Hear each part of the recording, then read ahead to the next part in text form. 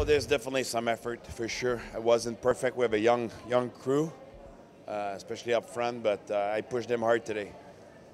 Took them out of their comfort zone, and I thought they stay in the game, they cling in the game. We had some major moment where we defended very well. That PK in the third was key, and we give ourselves a chance. And I'm happy for the young guys, you know, that at the end of the day got some performance they can learn from.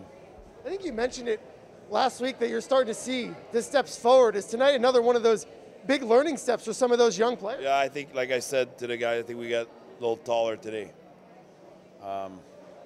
It's tough. You get a lot of guys coming from everywhere. I'm a new coach. My expectations are different. But like I said, even if we're young or, you know, we have some guys that may be lacking experience, I'm not backing down. They got to do their job. That's what they paid for, and I'm going to push them and not give them an inch. And I think they're starting to see slowly that they give themselves a chance. You're not going to win every night, but at least you give yourself a chance. And does that speak to sort of those lessons when you're facing a team that is pretty consistent, a Bakersfield team that returned almost everybody from last year? Well, that was the challenge, and that's why I pushed them so much, because you back out, like you check out for a few shifts against this team, they're going to be down 3-1.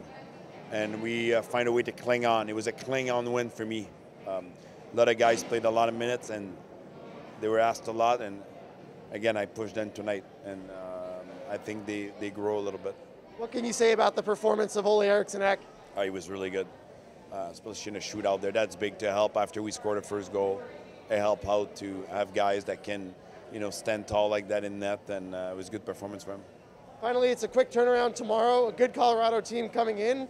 What do you need to do to be ready for that one? Well, right now they need to rest and sleep and eat some, you know, some food. And you know, hockey is the same thing. You need to get yourself into the game. I think the starts are so important. Those back-to-back American League. I think last week we battled hard in the second game, but we shot ourselves in the foot a little bit at the beginning. Let's see if we can grow from that.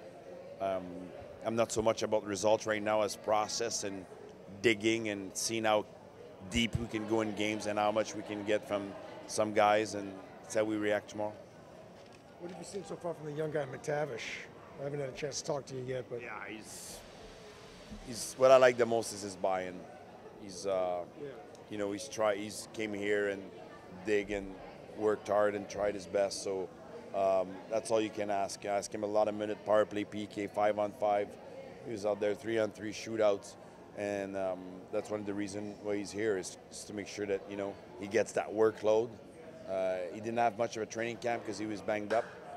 Did really well when he played up. He got banged up again. So I think the opportunity for him to come and lug those minutes that are harder to lug for him in the NHL right now, I think it's good.